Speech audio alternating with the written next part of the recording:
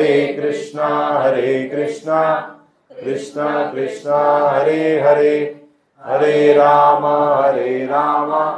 राम राम हरे हरे।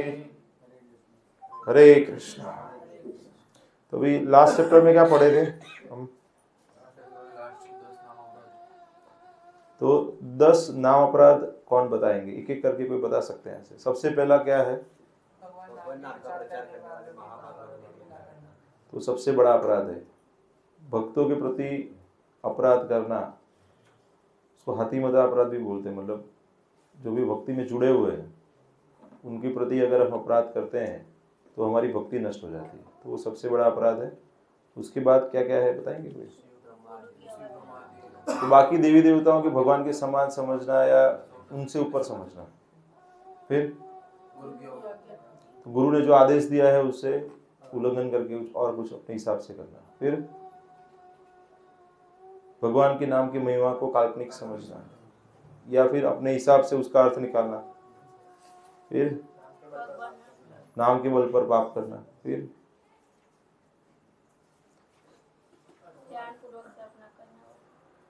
अर्थवाद का आरोप करना। फिर ओके। फिर इतना सब सुनने के बाद भी भौतिक आसक्ति बनाए रखना। ठीक है। तो और एक दो है, कौन से रह गए हम देख लेते हैं। एक अन्य कर्म कांड समझना उसको। फिर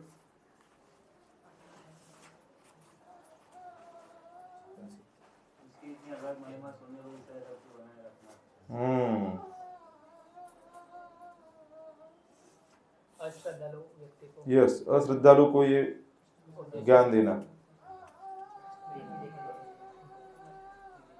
ठीक है, देख के भी बचा सकते हैं, बाद में आ जाएगा। हाँ, ध्यान बिना ध्यान के जप करना वो भी एक बड़ा अपराध है। तो जप करते वक्त क्या ध्यान रखना चाहिए आपको? सही से उच्चारण करना चाहिए, सुनना चाहिए और ध्यान लगा के सुनना चाहिए। तो आज 9th चैप्टर हम पढ़ेंगे। तो यहाँ पे चैप्टर का नाम है भक्ति के सिद्धांतों पर आगे विचार। हम भक्ति रसामृत सिंधु पुस्तक से पाठ कर रहे हैं। भक्ति रस और सिंधु तो बहुत बड़ा नाम है। तो यहाँ पे निंदा के ऊपर बताया गया है। निंदा का मतलब है, निंदा का मतलब क्या है? किसी के बारे में टीका टिप्पणी करना, नेगेटिव बात बताना। ठीक है। तो भगवान या उनके भक्तों की निंदा सहन नहीं की जानी चाहिए। अगर मतलब कोई भगवान के बारे में भला बुरा बोल रहा है या भक्तों के बारे में बोल रहा है तो उसको नहीं सुनना चाहिए। जैसे चैतन्य भगवान चैतन्य महाप्रभु क्या बताते हैं? तृणादपि सुनीचेना तरोरपि सहिष्णुना अमानिना मानदेना कीर्तनीय सदा। तो ऐसे भक्त को अपने लिए यह करना है, लेकिन अगर कोई भगवान की बारे में बता रहे हैं कुछ गलत या भक्तों के बारे में कर रहे हैं तो उसको सहन नहीं करना। तो इसके बारे में आगे आएगा। यहाँ पे श्रीमद् भागवतम में सुखदेव गोस्वामी परीक्षित महाराज से कहते हैं 10वें स्कंद में, हे राजन, यदि कोई व्यक्ति भगवान तथा उनके भक्तों के विरुद्ध निंदा परक विज्ञापन सुनकर उस स्थान को त्याग कर नहीं चला जाता तो उसके सारे पुण्य कर्मों के प्रभाव जाते रहते हैं। तो मतलब कोई भक्त की निंदा हो रही है तो उसको सुनना नहीं चाहिए, निकल जाना चाहिए वहां से। जाने अनजाने में हमसे हो जाता है तो हमको उससे दूर रहना चाहिए। चैतन्य महाप्रभु के शिक्षाष्टक श्लोकों में से एक कहा गया है कि भक्त को वृक्ष से भी अधिक सहिष्णु तथा तृण से भी अधिक विनीत होना चाहिए। उसे अन्यों का पूरा सम्मान करना चाहिए किंतु अपने लिए कोई सम्मान स्वीकार नहीं करना चाहिए। इसलिए जब गुरु के पास जाते हैं तो वैसे वो नम्र भाव, मुख में तृण रख के वो जाते हैं, मतलब वो नम्र भाव का प्रतीक है। तो उससे भी अपने को नीचा समझना चाहिए। अपने इतना विनीत तथा उदार भक्त होते हुए भी जब चैतन्य महाप्रभु को श्री नित्यानंद के शरीर पर लगे घावों की सूचना, तो जगाई और मदाई है वो उनके ऊपर आक्रमण करते हैं और उनको चोट पहुंचाते हैं। तो उस समय की बात है, तो उनको सूचना दी गई तो तुरंत उस स्थान तक दौड़ गए और उन्होंने जगाई तथा मदाई नामक अपराधियों को मार डालना चाहा। तभी क्या होता है, नित्यानंद प्रभु उनको बताते कि भगवान आप तो उद्धार करने आए, किसी को यहाँ समाप्त नहीं करना है आपको, उनको पाप को समाप्त करना है, फिर वो उनको कृपा देते हैं और बहुत बड़े भक्त बन जाते हैं। तो इसीलिए कृष्ण से भी ज़्यादा कृपालु हैं कौन है? चैतन्य महाप्रभु और नित्यानंद प्रभु। ठीक है, नित्यानंद प्रभु कौन है? गुरु तत्व है, बलराम है वो। तो उनकी कृपा के बिना राधा कृष्ण की कृपा प्राप्त नहीं हो सकती, इसलिए उनकी कृपा प्राप्त करनी चाहिए। कलयुग में बताया ना कि हरि नाम हरि नाम हरि नाम एव केवलम, कलो नास्ति एव नास्ति एव नास्ति गतिरन्यथा। तो कलयुग में और कोई उपाय नहीं है, नहीं है, नहीं है। और वो उपाय चैतन्य महाप्रभु और नित्यानंद प्रभु ने हमें दिया हुआ है, प्रैक्टिकली कैसे करना है वो बताया है उन्होंने। झारखंड के जंगल में से जा रहे हैं भगवान, वहाँ पे बाघ है, हिरन है, तो वो अपना बैर भाव भूल के साथ में कीर्तन कर रहे हैं। कोई सरल बात नहीं है ना। इधर कुछ कुत्ते रहेंगे तो उसके पास से भी निकलने में लोगों को डर लगता है, वहाँ पे वो हिरन और बाघ तो भगवान ही करवा सकते हैं ना, क्योंकि भगवान सभी के हृदय में परमात्मा के रूप में विराजमान है, तो उनको प्रेरणा दे सकते हैं तो कर सकते हैं। एक प्रसंग में ऐसे भी आता है कि एक जो कुत्ता है उसका भी कल्याण करते हैं, मतलब एक प्रसंग में आता है, भक्तों के संग में जुड़ जाता है कुत्ता, तो कुत्ते को भी प्रसाद देते हैं और कुत्ते को उसकी निम्न योनि में से मुक्त करते हैं, भगवत धाम ले जाते हैं। तो ऐसे वो कुछ डिस्क्रिमिनेशन नहीं करते, भगवान जब आते हैं तो सबको कृपा देते हैं। तो यहाँ पे बताते हैं कि चैतन्य महाप्रभु का यह आचरण अत्यंत महत्वपूर्ण है। यह दिखलाता है कि वैष्णव अत्यंत सहिष्णु तथा विनीत हो सकता है और अपने आत्म सम्मान के लिए सर्वोच्च त्याग सकता है, लेकिन जब कृष्ण या उनके भक्त की प्रतिष्ठा का प्रश्न आता है तो वह किसी प्रकार का अपमान सहन नहीं करेगा। ऐसे अपमानों से निपटने के 3 तरीके हैं, तो हमको याद रखना चाहिए। क्या तरीके? यदि कोई शब्दों द्वारा यानी कि वाणी से निंदा करते सुना जाता है तो भक्त को इतना पटु होना चाहिए कि तर्क द्वारा विपक्षी को हरा दे। फर्स्ट क्लास थ्योरी रहेगा तो जैसे प्रभुपाद जैसे हैं, गुरु महाराज जैसे हैं, तो वो क्या करेंगे? एक्सपर्ट है, शास्त्र को जानते हैं, तो क्या करेंगे? उसको शास्त्र प्रमाण से उसको हरा देंगे और फिर से वो कृष्ण की या कृष्ण के भक्त की प्रतिष्ठा को प्रस्थापित कर देंगे। तो इसीलिए हमें क्या करना चाहिए? शास्त्र का अध्ययन करना चाहिए। कितने लोग रेगुलर शास्त्र अध्ययन करते हैं? ज्यादातर लोग कर रहे हैं। जो नहीं कर रहे हैं उनको भी थोड़ा थोड़ा। हर रोज कितने लोग खाना खाते हैं? हाथ ऊपर करो। जो भी हर रोज खाना खाते हैं वो हाथ ऊपर करो। कोई है जो हर रोज नहीं खाना खाते? एकादशी है तो शायद उपवास रहेगा आज। आज कितने लोग का उपवास है पूर्ण? सिर्फ पानी पी के करने वाले कितने हैं?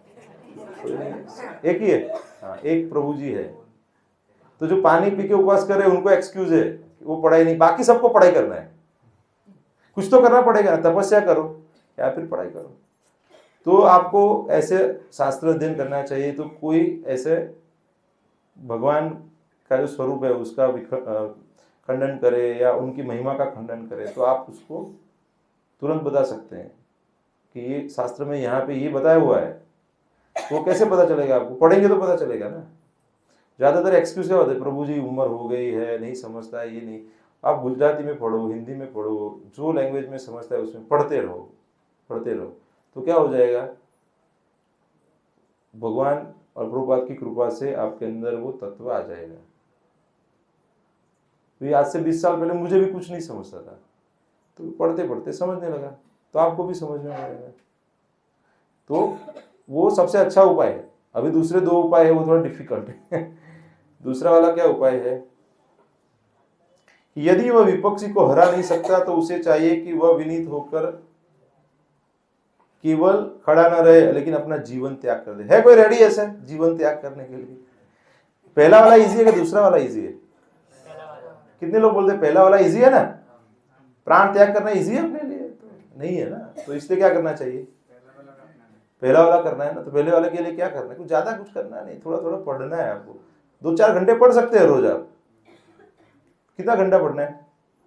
1-2 घंटा पढ़ना है। 2-4 घंटे नहीं पढ़ सकते तो कोई बात नहीं है। आप 2 नियम रखने का, 64 माला करना है या फिर 16 माला करना है। अगर आप 64 माला कर रहे हैं तो पढ़ाई नहीं करेंगे तो चलेगा, क्योंकि आपका समय माला में चला जाएगा। और अगर आप 16 माला कर रहे हैं तो क्या करना है फिर, तो 2 घंटा पढ़ना है आपको। ठीक है, इजी हो गया ना। कौन सा वाला चाहिए आपको, स्कीम कौन सा चाहिए आपको? 64 माला मतलब 8 घंटे और 16 माला मतलब 2 घंटे और 2 घंटे पढ़ाई करना है। तो कौन सा डील अच्छा है आपके लिए? 16 माला प्लस 2 घंटे वाला अच्छा है ना। कितने लोग 16 माला और 2 घंटे में जा रहे हैं, हाथ ऊपर करो।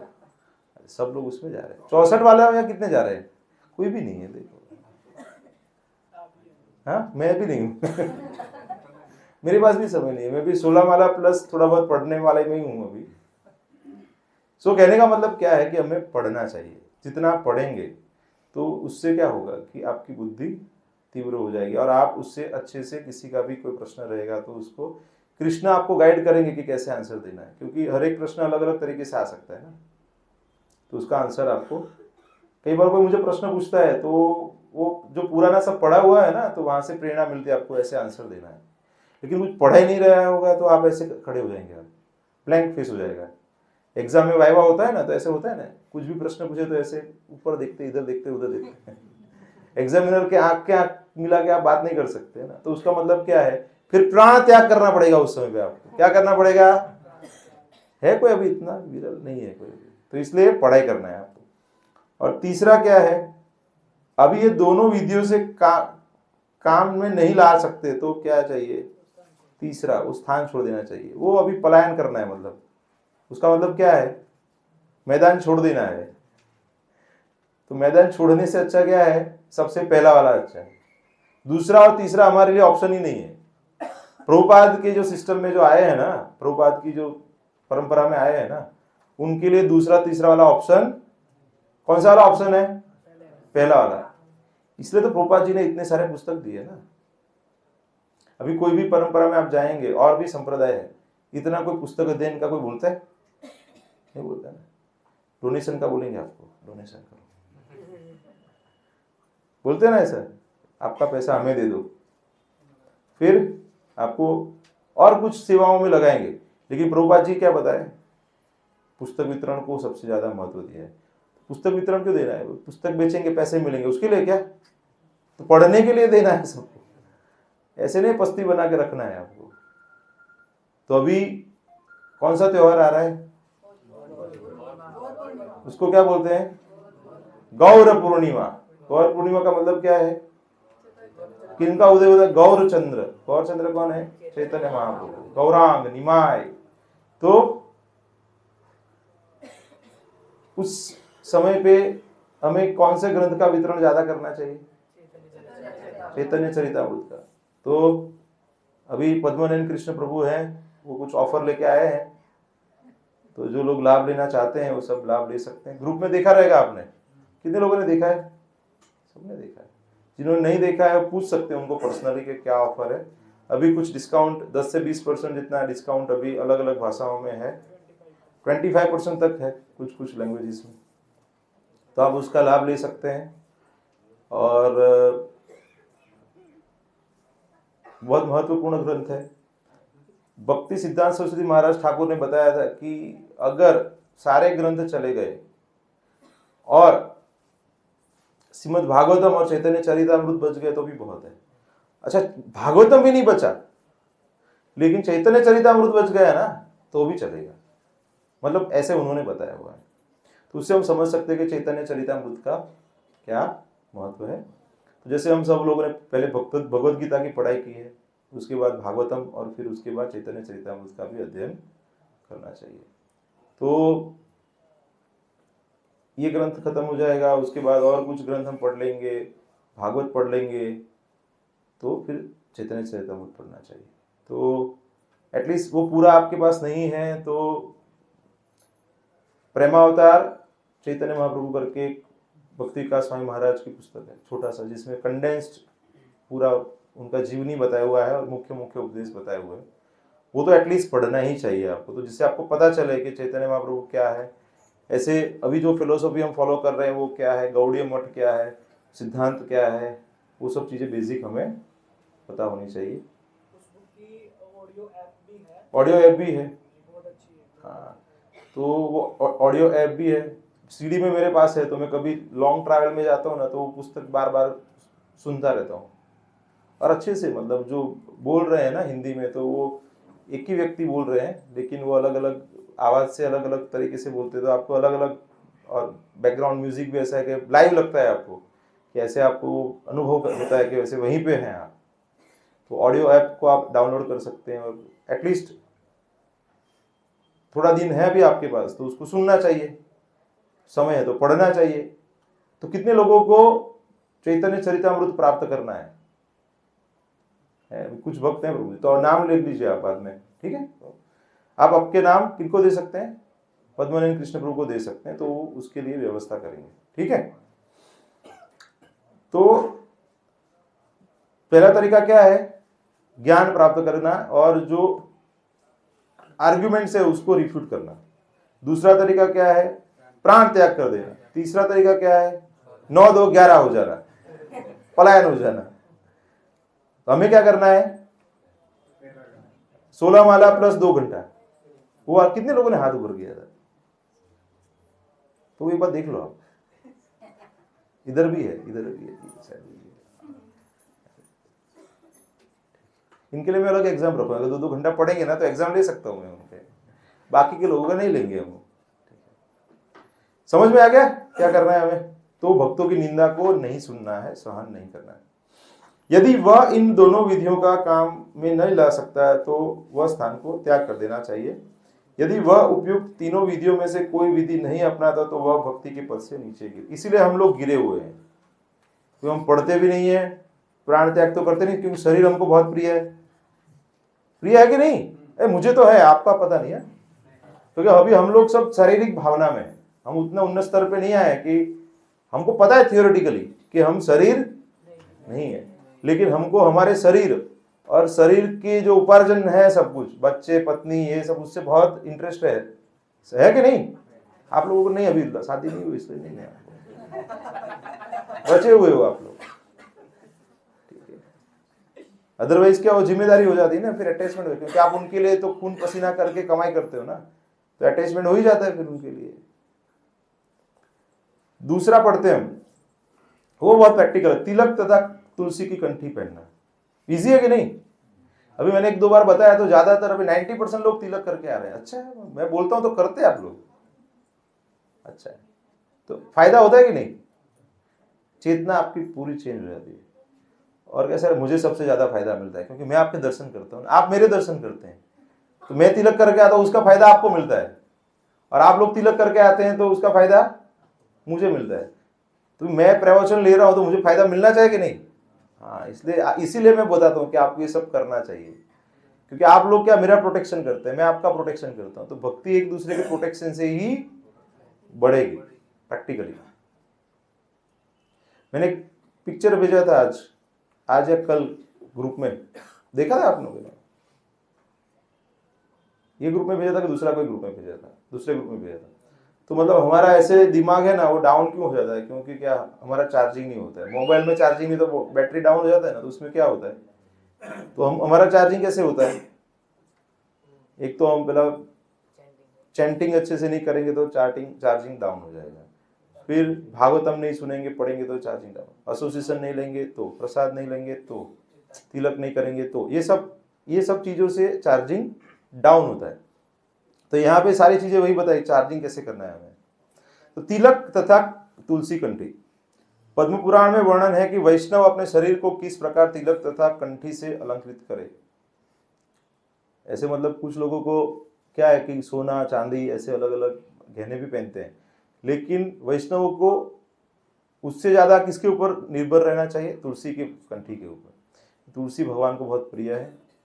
तुलसी महारानी की हम रोज मंदिर में सुबह शाम आरती पूजा होती है। तो जो व्यक्ति अपने गले में तुलसी की कंठी धारण करते हैं, वो अपने शरीर में विष्णु के चिन्हों को विष्णु मंदिर मानकर 12 स्थानों पर अंकित करें, जैसे शंख चक्र गदा तथा पद्म, जो 4 प्रतीक विष्णु अपने चारों हाथों में धारण करते हैं, और जो अपने मस्तक पर विष्णु तिलक धारण करते हैं, उन्हें इस जगत में विष्णु भक्त मानना चाहिए। तो मेन तिलक करने का सबसे बड़ा बेनिफिट, कितने लोग हर रोज तिलक करते हैं?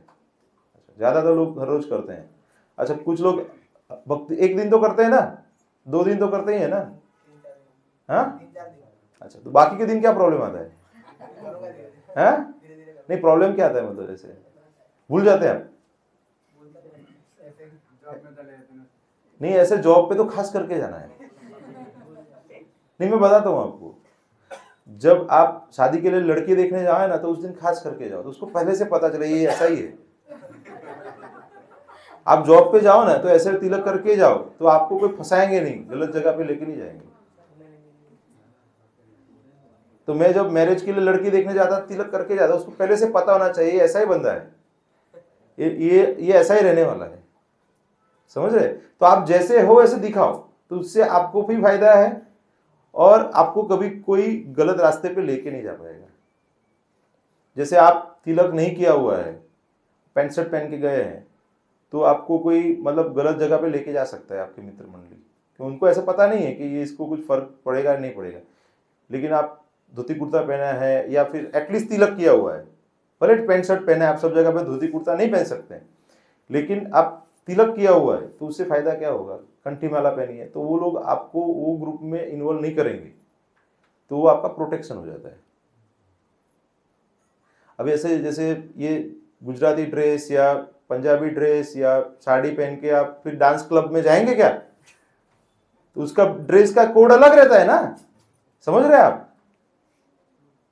तो आप बचे रहेंगे ना, वो आपको बोलेंगे ये ड्रेस कोड यहाँ का नहीं, आप अंदर मत आओ, समझ रहे हैं आप? तो ये भक्तों का कोड है। तो ये कोड का फायदा क्या है कि वो सब चीजों से हम बच जाए। थोड़ा आपके बारे में लोग बोलेंगे ये ऐसा ही है, तो ठीक है, अच्छा है ना, ऐसा ही है बोलेंगे तो आपको अलग कर देते हैं, वो नात बाहर काढ़ी होंगे, वो बोलते हैं ना आउटकास्ट कर देते हैं, ऐसा है ना। आउटकास्ट का मतलब क्या है कि उनके अंदर का एक नहीं, तो हमको उनके अंदर रहना भी नहीं है ना। अभी आपको मैं एक बताता हूं उदाहरण, जैसे अभी हम एक फंक्शन में गए थे, सामाजिक फंक्शन था, सत्यनारायण की पूजा थी गांव में, तो हमारे के क्लोज रिलेटिव थे तो उन्होंने रखा था, तो हम गए थे मिलने के लिए, उनके कुछ रिलेटिव्स अब्रॉड जा रहे थे, तो मैं भगवत गीता लेके गया था और उनके पुत्र को मैंने भगवत गीता गिफ्ट दिया। तो उनके जो पिताजी है हमारे समाज के आगे बहुत अच्छे पोस्ट पे हैं, वो मतलब बहुत रईस हैं और अच्छा नेचर भी है उनका, धर्मनिष्ठ भी है। तो उन्होंने बोला कि आप कुछ भगवत गीता के बारे में बताओ, तो वहां पे भी मैंने 20 मिनट भगवत गीता के बारे में बताया। तो आप समझ सकते हैं कहने का मतलब क्या है, हर एक मौके को हमको लेना चाहिए, अपॉर्चुनिटी को लेना चाहिए। तो इसीलिए और लोग उसको मानते हैं और करते हैं। मैंने उनको बोला कि आप एक एक दो श्लोक पढ़िए, तो बोले हाँ पढ़ूंगा, मतलब। तो कई बार लोग क्या सोचते हैं, अरे ऐसे प्रसंग पे ये दे सकते हैं क्या, उस ये दे सकते, कैसा लगेगा? ऐसा कितने लोगों को लगता है? हाथ ऊपर करो, ऐसे आराम से कर लो, होता है ना ऐसा कई लोगों को, कैसे दे, इसमें तो कुछ अलग देना पड़ेगा ना, इसमें ये थोड़ी दे सकते हैं। कोई भी प्रसंग में भगवत गीता दे सकते हैं, भागवतम दे सकते हैं। मतलब आप किसी को 5-7 हजार का गिफ्ट देने का सोच रहे तो भागवतम सेट दे दो ना उसको 2-3 हजार का देने का सोच रहे हैं तो भक्त में है तो चैतन्य चरितमृत दे दो ना उसको। कहने का मतलब क्या है मेरा कि 200-500 का चीज देना है तो भगवत गीता, कृष्ण पुस्तक है, रामायण है, तो वैसे आप उसका वैसे पुस्तक दे सकते हो ना। उसका फायदा क्या रहेगा कि वो पुस्तक, अभी एक फंक्शन में मुझे आज इनवाइट किया गया था, स्टेज पे वो बच्चों का कार्यक्रम रहता है ना, तो वहाँ पे स्टेज पे थोड़ा सा सम्मान करना था, वैसे बच्चों को कुछ गिफ्ट देना था, तो वहां पे पुष्पगुच्छ देते हैं ना। अभी पुष्पगुच्छ का भी खर्चा कितना, 200 रुपये तो हो जाता है। अब उसके बदले किसी को कोई अच्छा पुस्तक देते हैं आप सम्मान करने के लिए, तो ज्यादा बेहतर होता है ना, समझ रहे हैं आप लोग? तो ट्रेडिशन को तो हमको बनाना है ना, लोग जो ट्रेडिशन फॉलो कर रहे हैं उसको फॉलो करना जरूरी, उसमें से आपको बाहर आना है। आप भक्त हैं तो आपको आपका बुद्धि प्रयुक्त करना है, तो अच्छे पुस्तक आपको घर पे रहने चाहिए, कवर मतलब प्रॉपर लैमिनेटेड रहना चाहिए, नया वाला। तो जब भी कहीं पे भी जाते हैं तो 2-4 पुस्तक रखो अपने पास, तो वही गिफ्ट देना है। तो धीरे धीरे फिर क्या हो जाएगा, आपके संपर्क में जितने आ रहे हैं उन सभी के पास वो रहेगा और वो पढ़ेंगे। ऐसा नहीं कि नहीं पढ़ते, हमको ऐसा लगता है ये नहीं पढ़ेगा, हम लोग भी पहले ऐसे ही थे ना, हम लोग भी नहीं पढ़ते थे, किसी ने हमको बताया फिर हम पढ़ना चालू किया। तो अभी तुलसी कंडी कितना लोग ग्रहण नहीं कर रहे हैं, 1-2 कितने हैं, नहीं है, चलो तो चालू करो। हाँ, अभी तुलसी का माला पहनना चालू करो, प्रोटेक्शन है, ठीक है, तो वो पहनना चाहिए। कभी मृत्यु आ जाए पता नहीं हमको। आपको पता है, जो नहीं पहनते उनको पता है कभी मृत्यु आ जाएगा? नहीं, मुझे लगा शायद पता रहेगा आपको, इसलिए आपको लगा रहेगा अभी दो देरी है, बाद में पहन लेंगे। अभी यहाँ पे पता है ना, अभी आप सुनिए यहाँ पे, इसी प्रकार का कथन स्कंद पुराण में आता है। इस प्रकार के जो व्यक्ति अपने शरीर पर तिलक या गोपी चंदन धारण करते हैं और जो अपने शरीर पर भगवान का पवित्र नाम अंकित करते हैं, कुछ लोग भगवान का नाम भी लिखवाते हैं अपने शरीर पे, गर्लफ्रेंड बॉयफ्रेंड का नहीं है, भगवान का नाम, आजकल वो ट्रेडिशन है। अभी आईसीयू में हमारे एक ब्रदर थे ना, उसमें पूरा वो टैटू को काला काला करवा दिया था, तो उसमें से शिव जी को बना दिया। तो ऐसे इतना बड़ा टैटू तो पहले का, मैरिज के पहले गर्लफ्रेंड का नाम लिखा हुआ था, तो फिर शादी करना था तो वो तो मिटाना पड़ेगा, तो उसको पूरा काला कर दिया, उसमें से फिर बड़ा करके शिव जी का कुछ चित्र बनाया। कुछ तो करना पड़ेगा ना उसको, दिमाग तो गलत जगह पे लगाया था उसने पहले। तो कहने का मेरा मतलब क्या है कि अगर टैटू भी करना है तो भगवान के नाम का करो ना। टैटू करना ही है, लोगों को क्रेज रहता है आजकल, टैटू का बहुत क्रेज है, लोग कुछ भी टैटू बना लेते हैं। वो हमारे आईसीयू के कुछ सिस्टर्स है ना, तो ईसीजी का टैटू बनाते, इलेक्ट्रोकार्डियोग्राम है ना, तो वो आईसीयू में काम करते तो ईसीजी का टैटू बनाते। तो जिनके गले तथा वक्ष स्थल में तुलसी की माला रहती है, उनके पास यमदूत कभी नहीं आते। तो ये रीजन से हमें क्या करना चाहिए, तुलसी की माला ग्रहण करनी चाहिए। अभी हमारे एक पेशेंट थे, तो वो उनका अंतिम समय नजदीक में था, तो मैंने उनको बताया कि आपको भगवत गीता पढ़ना चाहिए, ये करना चाहिए, भागवत पढ़ना चाहिए उनके लिए। वो तुरंत भागवत लेके आ गए, उनके लिए तुलसी माला लेके आ गए। वैष्णव परिवार से ही थे, लेकिन वो इतना सब फॉलो नहीं कर रहे थे, पारंपरिक वो वैष्णव परिवार से ही थे। वो सब लेके आ गए, तुरंत सिंसियरली किया। तो आप लोग को उस दिन की राह नहीं देखनी है। अभी नेक्स्ट टाइम मैं आऊं क्लास में तो सबके गले में क्या होना चाहिए, क्यों होना, प्रोटेक्शन है ना, वो आपको नेगेटिव चीजों से बचाएगा। सही है कि नहीं? आगे बताते हैं कि यमदूत यमराज के सिपाही हैं जो सभी पापी पुरुषों को दंड देते हैं। तो अगर वो आ भी गए ना, तो ये तुलसी माला देखेंगे तो एक बोलेंगे ये अपना, इसके ऊपर अधिकार नहीं है, फिर वो दूसरा चांस मिल जाएगा आपको। जैसे अनायास ही नारायण का नाम ले लिया था तो अजामिल का कल्याण हो गया था कि नहीं?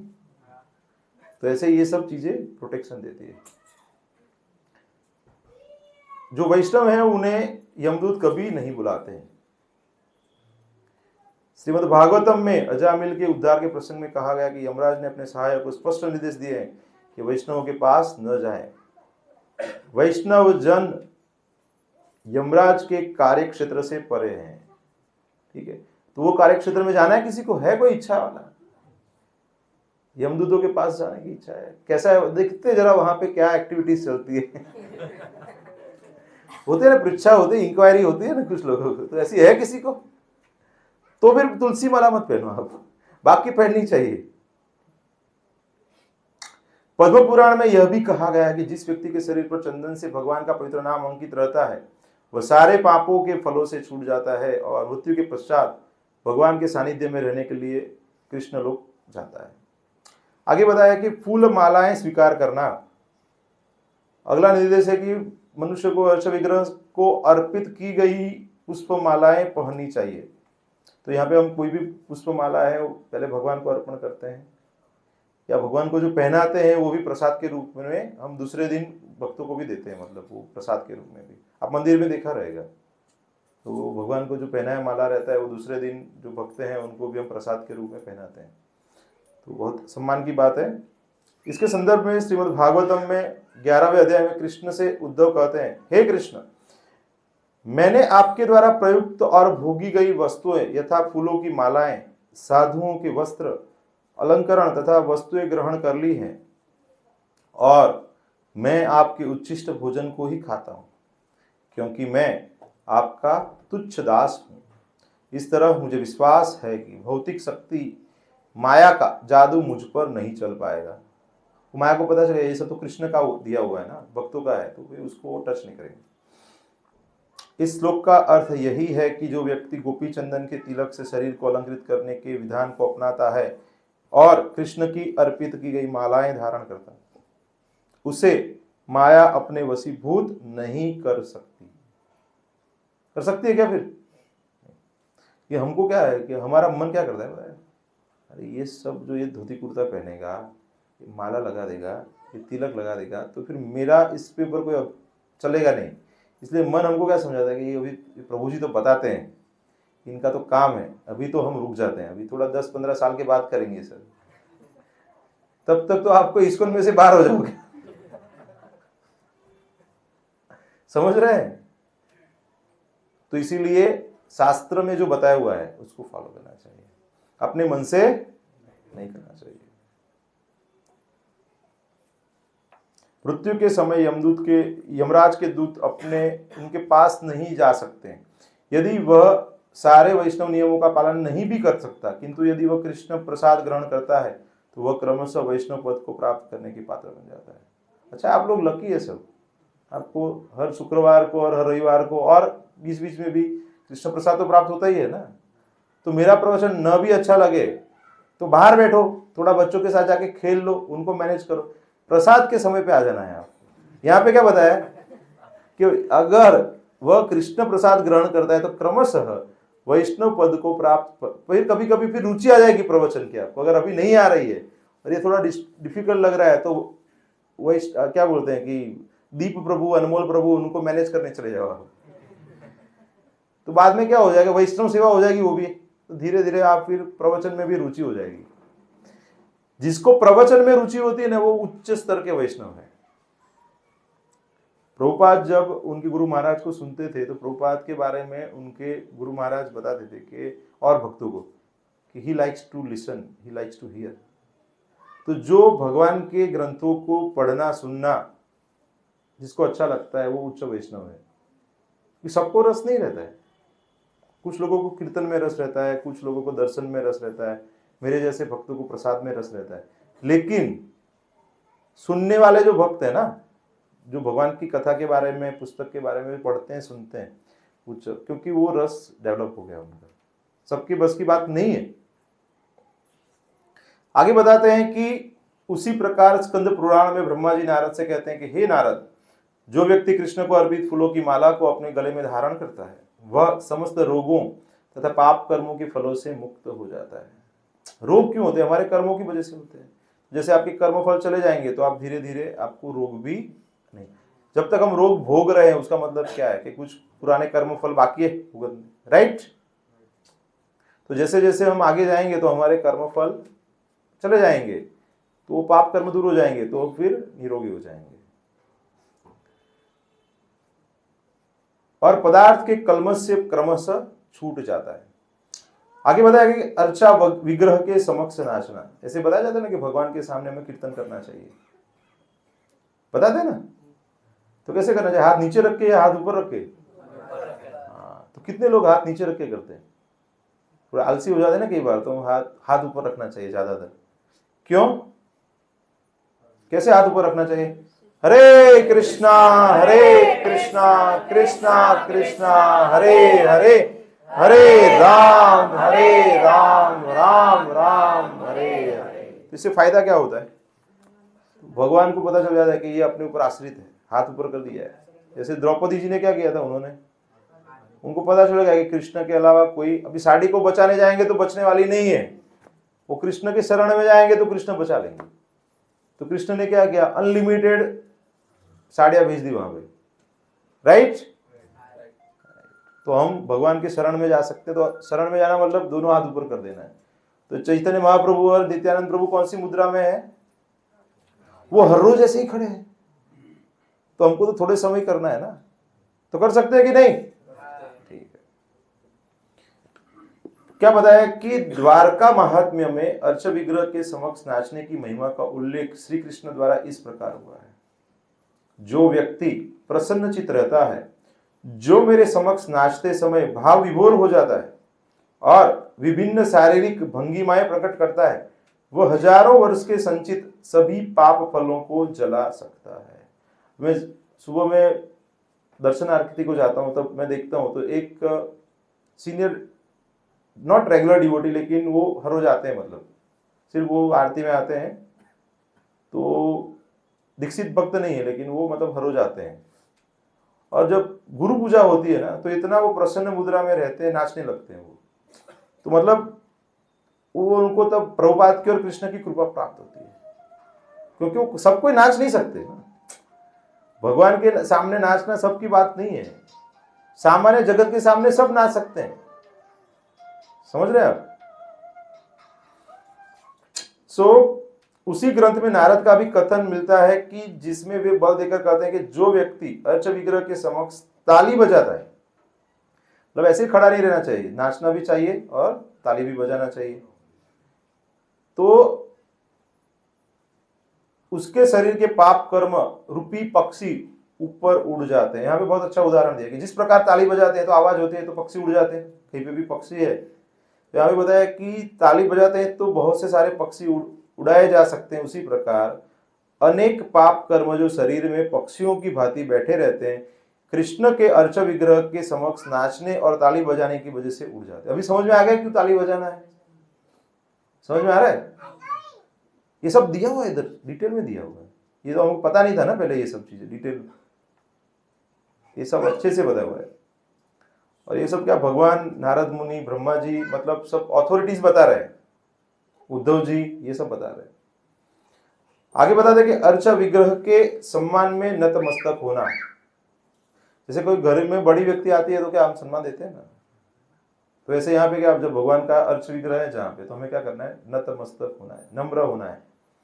नारदीय पुराण में अर्चा विग्रह के समक्ष नतमस्तक होने और नमस्कार करने के विषय में एक कथन मिलता है, जिसमें कहा गया है, जिस व्यक्ति ने महान यज्ञ अनुष्ठान किया है और जिस व्यक्ति ने भगवान के समक्ष नतमस्तक होकर केवल नमस्कार किया है, उन्हें एक समान नहीं माना जा सकता है। जिस व्यक्ति ने अनेक महान यज्ञ किए हों उसे अपने पुण्य कर्मों का फल प्राप्त होगा, किंतु जब ऐसे फल क्षीण हो जाते हैं तो उसे पुनः पृथ्वी लोक पर जन्म धारण करना होता है। तो बहुत पैसे आ गए तो क्या, अमेरिका घुमाए, स्विट्जरलैंड घुमाए, गोवा घुमाए, सब जगह पे घुमाए। फंड खत्म हो गया तो इंडिया में वापस आ जाएंगे, सही है। तो ऐसा हो गया ना, उसको बहुत हो गया, स्वर्ग लोग चल गए, ये लोग सब, तो वो बैलेंस खत्म हो गया तो फिर पृथ्वी लोक पे आना पड़ेगा उसको। किंतु जब ऐसे फल क्षीण हो गए तो पुनः पृथ्वी लोक आना पड़ता है, जन्म धारण करना। पर जिस व्यक्ति ने एक बार अर्चा विग्रह के समक्ष नतमस्तक होकर नमस्कार किया है, वह इस जगत में फिर नहीं लौटेगा, क्योंकि वह सीधे कृष्ण धाम को जाएगा। इजी है कि नहीं? तो ये सबसे इजी विधि मिल गया है आपको। तो इजी है ना, प्रणाम तो कर ही सकते हैं ना, लेकिन प्रणाम नहीं कर सकते हैं लोग। जिसके पास ईगो है, जो भगवान को नहीं मानता, इसलिए उसको तो नास्तिक बोलते हैं ना। आप देखेंगे काफी लोग, अरे हमें तो कोई ना, हमें पगे ना लगे, हमें तो नमन ना करिए, ऐसे बोलते हैं लोग, सुना है आपने? तो इतना इजी है ना, it is so easy, so easy, so easy, so people don't believe that it is possible. जो सरल होता है वो सब लोग प्राप्त नहीं कर सकते हैं।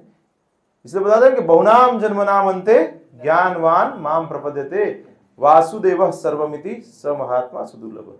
तो बहुत जन्मों के बाद जो महान व्यक्ति है, जिसको पता चलता है कि वासुदेव कृष्ण जीवन का लक्ष्य है, वैसे महात्मा बहुत कम है। तो आप सभी लोग क्या है? महात्मा है, क्योंकि आप सबको पता चला है अनेक जन्मों के बाद कि कृष्ण ही जीवन का लक्ष्य है।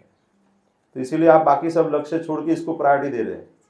कितने लोगों का फर्स्ट प्रायोरिटी है कृष्ण को प्राप्त करना? आपकी का है तो ज्यादा प्रायोरिटी लोग दो, वो इंटेलिजेंट है, दो हाथ ऊपर कर रहे हैं। आधा प्रायोरिटी है ना, आधा इधर बच्चे बच्ची, लड़के लड़की, पत्नी पति, ये सब वो आधा हाथ ऊपर कर रहे हैं। इधर थोड़ा आधा पकड़ के जाना है थोड़ा सा, वो कोई साथ में नहीं आने वाला है। उनका केयर करना है आपको, यहाँ पे आपका जो ड्यूटी है वो करना है। शास्त्र में काफी ऐसे उदाहरण है ना, चित्रकेतु महाराज का भी है ना, सुना है ना। हर्ष शोक उनका पुत्र था तो वो चला गया, तो वो बताता है। तो जब आपको सब ज्ञान पहले से रहता है तो आपके जीवन में कुछ ऐसा हो भी जाता है ना, तो आपको कुछ फर्क नहीं गिरता है। तो आपको पता है कि आपके एक ही परम पिता है, बाकी का तो सब इधर का टेम्पररी व्यवस्था है। अभी आपको कहीं पे लास्ट सीट में बैठना पड़े, कहीं पे फर्स्ट सीट मिले, कहीं पे RAC मिले, कहीं पे सीट भी ना मिले, ऐसा होता है ना कई बार, ट्रेन में होता है ना ऐसा। तो क्या आपका गंतव्य स्थान पता है, आपको कहां जाना है, तो आप पहुंच जाएंगे। तो नतमस्तक होना चाहिए। जिस व्यक्ति ने महान यज्ञ अनुष्ठान किया है लेकिन नतमस्तक नहीं हुआ है, सिर्फ अनुष्ठान किया, तो वो पुण्य कर्म हो गया, लेकिन भगवान के सामने नतमस्तक हुआ है तो उसको भगवान का धाम प्राप्त होता है। भगवान का स्वागत करने के लिए खड़े होना मतलब रिस्पेक्ट देना। खड़े होना मतलब क्या है? रिस्पेक्ट देना। अब किसी के घर पे जाते हैं और वह व्यक्ति खड़ा नहीं होता है, बैठा रहता है, तो आप वहां पे रुकेंगे क्या? किसी के भी घर पे गए हैं, हाँ उसको पैरालिसिस हो गया है, वो नहीं उठ पाता है, बात अलग है, लेकिन वो उठ सकता है और आपका स्वागत करने के लिए बाहर तक नहीं आया। अभी भी इंडिया में इतना परंपरा है कि स्वागत करने के लिए लोग दरवाजे तक जाते हैं, उनको लेके आते हैं, और जब वो घर से जा रहे हैं तो बाहर कार तक तो छोड़ने जाते हैं, सोसाइटी के दरवाजे तक भी जाते हैं लोग। मतलब उतना वो भाव रहता है जितना आपके घनिष्ठ संबंध रहेंगे। अभी कोई आपका कोई वर्कर आया तो उसको हम छोड़ने नहीं जाते, लेकिन जहां पे भाव रहता है तो हम बाहर तक उसको छोड़ने जाते हैं और उसको बोलते आप जल्दी आना, सबको लेके आना, ऐसे बोलते हैं कि नहीं? तो यही भगवान को उससे भी ज्यादा भाव देना चाहिए। क्या देना चाहिए?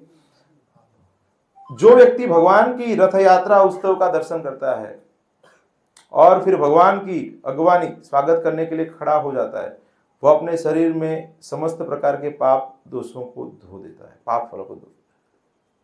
तो भगवान निकलते हैं ना हर साल। अभी रथ यात्रा कब आई रही? 20 जून। तो कितना अभी 3 महीना बचा है, अभी तैयार है सब लोग। तो अर्च विग्रह के पीछे पीछे चलना, तो हमें भगवान को फॉलो करना चाहिए। भविष्य पुराण में ऐसा ही कथन मिलता है कि जिसमें कहा गया कि यदि रथ यात्रा के समय जब अर्चा विग्रह आगे से या पीछे से जा रहे हों, तो यदि निम्न कुल में भी उत्पन्न पुरुष रथ के पीछे पीछे चलता है तो निश्चय ही विष्णु के समान ऐश्वर्य प्राप्त करके उच्च पद तक पहुंच जाएगा। तो भगवान के अंदर इतना विश्वास है। तो मेरे काफी 2-3 डॉक्टर मित्र थे जो मुस्लिम परिवार में जन्म लिया है और उड़ीसा से,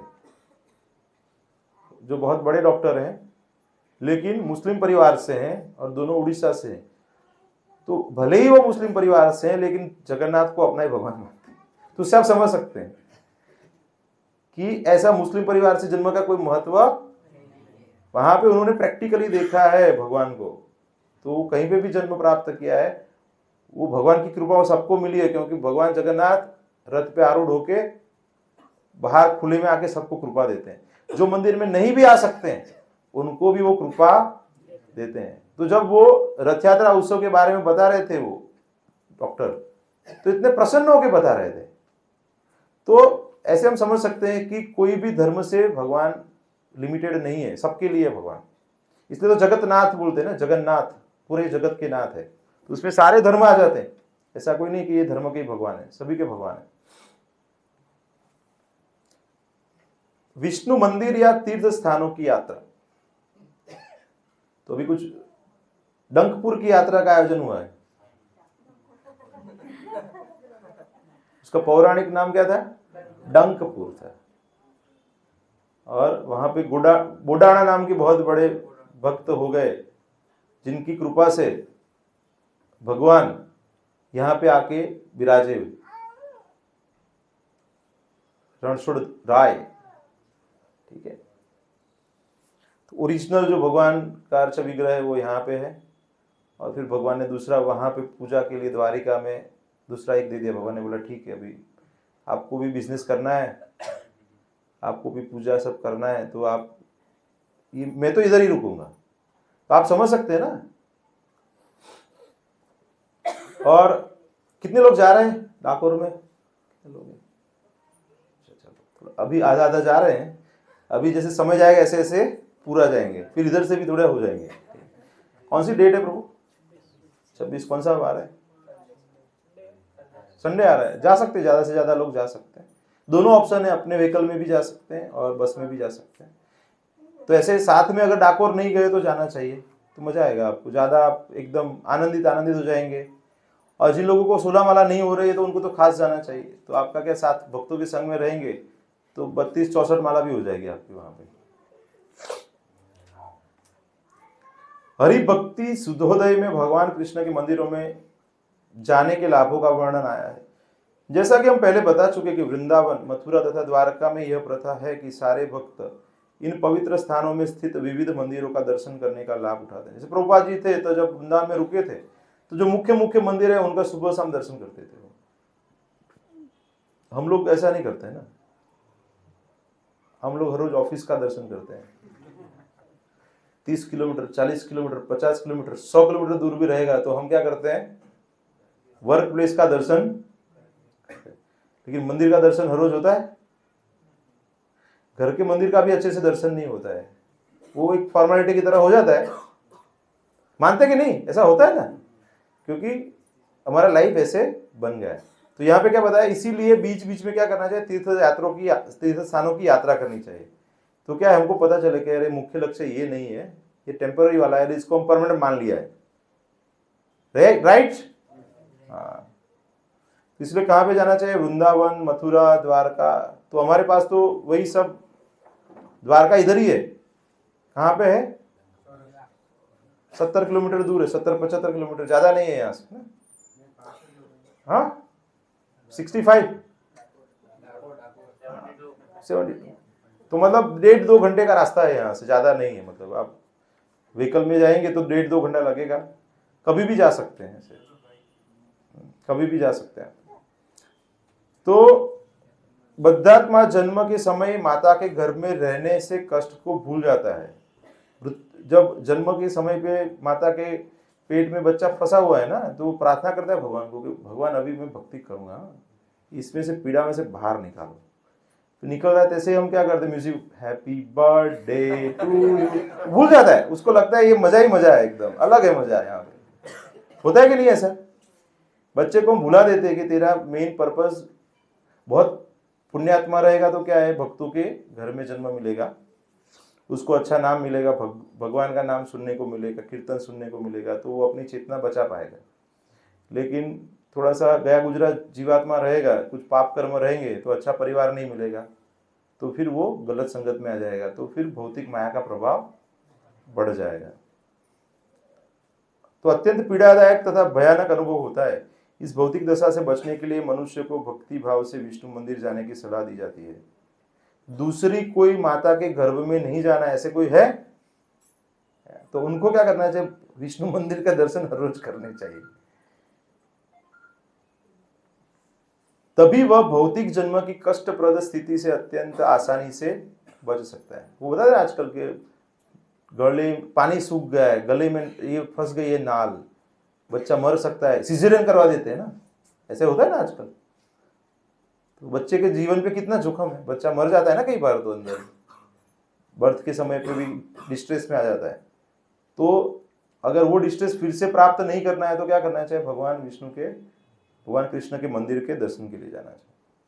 आगे बताते हैं कि विष्णु मंदिर की परिक्रमा करना।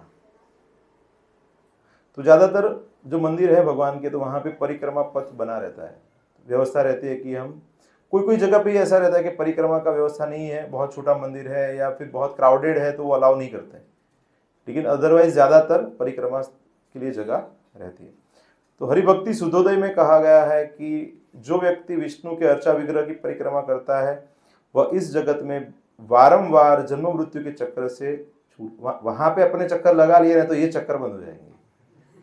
कहने का मतलब क्या है, आपको कौन से चक्कर चाहिए, मंदिर वाले चक्कर चाहिए कि ये मृत्यु संसार है उसके चक्कर, कौन से चाहिए, आप हाथ ऊपर करो, कौन से वाले चाहिए, मंदिर वाले चाहिए ना। तो हर हफ्ते मंदिर तो मिनिमम 7 बार जाना है। कितनी बार जाना है, हर हफ्ते में कितनी बार जाना है, अब एक दिन नहीं गए तो दूसरे दिन 2 बार जाके आ जाओ, क्या प्रॉब्लम है, सुबह भी जाके आ जाओ, शाम को भी आ जाओ, कर सकते हैं कि नहीं। वो इस्कॉन मंदिर की क्या बात करो, नजदीक में काफी विष्णु मंदिर भी रह सकते हैं ना, ऐसा थोड़ी है कि इस्कॉन में जाना है। अभी मेरे घर के पास में इस्कॉन भी है, लेकिन और भी विष्णु के मंदिर रहते हैं, तो वहां पे भी आप जा सकते हो। तो एटलीस्ट मंदिर जाना चाहिए आपको, जहां पे भगवान कृष्ण या भगवान विष्णु का उनका प्रतिष्ठा है, तो वहां पे घर के पास में रहते ही हैं ऐसे, तो वहां पे आपको जाना चाहिए, उससे एक अलग ही अनुभव होता है। कभी कभी मेरा ऐसा होता है कि इस्कॉन जाने का समय नहीं हुआ, कुछ एडजस्ट नहीं हुआ, बिजी हो गया, तो मेरे पेशेंट देखता हूँ तो बीच के नज़दीक में एक काशी मठ करके है, तो वहाँ पे श्री श्री श्री वेणुगोपाल कृष्ण प्रसन्न और श्री श्री श्री द्वारकाधीश प्रसन्न, ऐसे करके साउथ इंडिया के कोई गुरु है उनके उनके उन्होंने बनवाया हुआ है, वैष्णव मंदिर है। तो पूरा वो वैसे ही पूजा सब होती है, लेकिन उनका थोड़ा सिस्टम अलग रहता है, डेकोरेशन वो सब। लेकिन आपको दर्शन करने चाहिए भगवान के, तो उससे आपको पूरा क्या है, कनेक्ट हो जाता है। क्योंकि सब भक्त तो इस्कॉन मंदिर तो नहीं जा पाएंगे ना हर रोज, यहाँ तो दूर होता है ना। लेकिन आपके नजदीक में भी कोई विष्णु मंदिर है तो उसको आपको विजिट करना चाहिए। नहीं तो दूसरा उपाय भी है, हर रोज यहाँ पे आके कीर्तन करो आप, या भक्तों के घर पे जाके कीर्तन करो, वो भी मंदिर ही है फिर। लेकिन सिर्फ अपने घर पे मत रहो, भक्तों के संग में जाओ। कहने का मतलब क्या है कि आपको भक्तों का संग हर रोज, मंदिर में जाने का मतलब ऐसा नहीं कि सिर्फ आप दर्शन करके निकल गए। मंदिर में जाने का मतलब क्या है कि आप वहां पे भक्तों का संग प्राप्त करते हैं और आप हर रोज भगवान को मिलते हैं और आप बताते हैं कि आप मेरी प्रायोरिटी है। सुबह में उठ के भगवान का नाम लेने का मतलब ही यही है कि आप सुबह में डिक्लेयर कर रहे हो माया को कि this Krishna is first priority of my life. सुबह में माला करने का मतलब क्या है, रात में माला करने का मतलब क्या है, this is last priority, you know Krishna. So अगर आप बच गए तो ये आप प्रायोरिटी में रहोगे, शायद आप प्रायोरिटी में से निकल भी सकते हो। लास्ट, सबसे लास्ट में हम माला कर रहे हैं, बाकी सब काम खत्म कर दिया हमने, अच्छे से किए, बाकी सब बेस्ट, खाना अच्छे से बनाया, अभी प्रसाद ग्रहण करना है इसलिए भोग भी अर्पण कर लिया आपने। लेकिन जब जब करना है ना, वो आपने वर्स्ट टाइम स्लॉट सिलेक्ट किया हुआ है आपका, उसका मतलब क्या है, you are declaring to Krishna that last priority of my life. तो फर्स्ट बनाना है कि लास्ट, तो फर्स्ट वाले कितने, हाथ ऊपर करो, कुछ लोग है अभी हैं। डज इट मेक सेंस जो पूछ रहा हूं? तो सेंस होना चाहिए हमें। So I am not preaching to you, I am preaching to myself also. तो मेरा भी ऐसा हो जाता है कई बार 2-4 माला बच जाता है, मैक्सिमम माला सुबह हो जाता है मेरा, 10-12-14 माला तक हो जाता है मेरा। लेकिन कई बार 2-4 माला रह जाता है, फोन आ गया, कुछ काम आ गया पेशेंट के रिलेटेड, तो उसका क्वालिटी नहीं आता है। अगर आप सारी माला ही रात में कर रहे हो, इवनिंग में कर रहे हो, तो उसका मतलब क्या है कि आप एकदम थर्ड क्लास क्वालिटी का जो समय है वो भगवान के लिए बचा के रखा है आपने, या फिर जो बचा हुआ है वो भगवान को दे रहे हो। हमारे घर पे कोई गेस्ट आते हैं तो हम क्या करते हैं, सबसे पहले जो गरम गरम अच्छा अच्छा उनको पहले खिलाते हैं, यस, और हम लोग लास्ट में खाते हैं ना। कैसा होता है कि गेस्ट आया तो बोले आप बैठो, पहले हम लोग भोजन ग्रहण कर लेते हैं। तो हम हमारे लाइफ में ऐसे ही कर रहे हैं ना, अच्छा समय है वो हमारा भौतिक जीवन के लिए कर रहे हैं ना, कर रहे हैं कि नहीं, और कृष्ण के लिए क्या कर रहे हैं, लास्ट वाला कर रहे हैं कि नहीं, बचा कुचा, अगर है तो बचा। तो 16 माला नहीं कर रहे उसका मतलब यही हो गया ना, आप मिनिमम 16 माला क्यों करना है, आप दिन में जितना सांस लेते हैं उतना भगवान का नाम लेना चाहिए। ऐसे बोला जाता है हर सांस में भगवान का नाम लेना चाहिए। तो 1 घंटे मतलब 24 घंटा हो गया दिन का, 1 घंटा में कितना मिनट था, 7, तो 16 × 24, और 1 मिनिट में કેટલા શ્વાસ લઈએ, 16 થી 18, તો એને મલ્ટીપ્લાય કરો તો એટલા નામ આપણે લેવા, કારણ કે દરેક વખતે શ્વાસ લઈએ ત્યારે ભગવાનનું નામ લેવું જોઈએ। अर्जुन लेता था, अर्जुन लेते थे उतना नाम, हर सांस में भगवान का नाम लेते थे। तो वो देखिए रुक्मणी जी, सत्यभामा, बताया था ना स्टोरी मैंने, सत्यभामा और खुद नारद जी और खुद कृष्ण आ गए तो सब कृष्ण भी सेवा करने लग गए। तो हमें भी वो अवस्था तक पहुंचने के लिए प्रैक्टिस ही करना पड़ेगा ना, साधना भक्ति से करना पड़ेगा। कैसा लगा आज का सब सुनना, अच्छा लगा? ये आनंद आनंद हो गया ना, ऐसे आनंद होना चाहिए, टेंशन नहीं होना चाहिए। किसी को कोई प्रश्न है तो पूछ सकते हैं, 8:30 बज गए। आप लोग उतनी उच्च अवस्था पे आ गए कि आपके प्रश्न चले गए हैं अभी, ठीक है, कोई प्रश्न नहीं है ना अभी आपको। ये पुस्तक में इतना अच्छे से बताया हुआ है कि आपके कोई प्रश्न रहते ही नहीं है, मतलब सब एकदम डिजोल्व, सारे क्वेरीज डिजोल्व, राइट, सरल है ना एकदम, और सब शास्त्र से बताया हुआ है ना। कुछ मेरा है, मेरे पॉकेट से निकाल के दिया है क्या, बताया हुआ ना कि ये भक्ति सुधोदय से बताया है, ये नारदीय पुराण से बताया है, ये भागवतम से बताया हुआ है। तो उससे आपको पता चल जाता है कि भगवान या भगवान के भक्त ऐसे बता रहे हैं और हमसे ऐसा एक्सपेक्ट कर रहे हैं। ठीक है, बोलिए प्रभु जी। પ્રભુ હવે આપણે હમણાં આગળ વાંચ્યું કે મતલબ કોઈ સમજાવવું હોય, મતલબ કોઈ શાસ્ત્રથી સમજાવવાનું એને ત્રણ આપણે જે માર્ગ જોયા હમણાં, તો એનામાં હવે કોઈ એક સામે વ્યક્તિ એવો હોય જે સમજવા જ ના માંગતો હોય, મતલબ એને ખબર છે કે સાચું છે તેમ છતાં મતલબ એ આર્ગ્યુમેન્ટ પર આર્ગ્યુમેન્ટ કરતો રહેતો હોય, પછી એ નાસ્તિક કહેવાય ને, તો નાસ્તિકની સાથે આપણે વાદ વિવાદ નહીં કરવો જોઈએ। कोई नास्तिक है तो या मायावादी है, नास्तिक है या फिर मायावादी है, तो मायावादी भी एक तरीके से नास्तिक जैसा ही है, कुछ ज़्यादा फर्क नहीं है उसमें। तो जो वेदों का नहीं मानते या फिर भगवान को नहीं मानते हैं तो उसको नास्तिक बोलते हैं। तो जो उसको नहीं स्वीकार कर रहे हैं तो फिर आपको एनर्जी उसमें वेस्ट नहीं करना चाहिए। ऐसे बताया जाता है कि जिसको भगवान के अंदर विश्वास नहीं, उसको भगवान नाम का महत्व भी नहीं बताना चाहिए। तो मतलब उनको हम बताएंगे तो अपराध हो जाता है। कोई अगर व्यक्ति है उसको स्वीकार नहीं है, भगवान के ऊपर भरोसा नहीं है और उसको भगवान का नाम लेने के बारे में आप बताते हो तो क्या होगा, वो आपके प्रति अपराध करेगा, वो आपके साथ आर्ग्यूमेंट करेगा, तो वो प्रोसेस में वो भगवान का अपराधी बनेगा, आपका अपराधी बनेगा। तो उसको वो अपराध भाव में नहीं डालने के लिए भी उसको आपको छोड़ देना चाहिए। समझ रहे हैं आप? For his good you should refrain to preach that particular person. आपको उसको प्रीचिंग नहीं करना चाहिए। इसीलिए जो अबोध है, जिसको पता नहीं है, उसको प्रचार करना चाहिए। मतलब आप कहीं पे गए हैं तो आपको सबको प्रचार नहीं करना चाहिए। जो लोग आपको लगे कि भाई ये प्रचार उनके लिए सही है, उनको प्रचार करना चाहिए। हमें उत्साह बहुत रहता है भक्तों को, हमको ऐसा लगे कि हम हमारे अलावा सबको भक्त बना दें। होता है ना ऐसा, मैं फॉलो नहीं करूंगा सबको सब कुछ फॉलो करवाओ, ऐसा नहीं पॉसिबल है। तो सबसे पहले क्या करना है, आपको अपने आप को प्रचार करना है, साथ साथ में जो फेवरेबल है उनको प्रचार करना है। प्रभुपाद जी ने भी सब देखा ना, जो फेवरेबल थे उनको सेवा में लगाया ना, तो अभी मूवमेंट इसलिए तो बढ़ पाया ना। चांस सबको दिया, चांस सबको दिया, तो हम क्या चांस सबको देते हैं ना।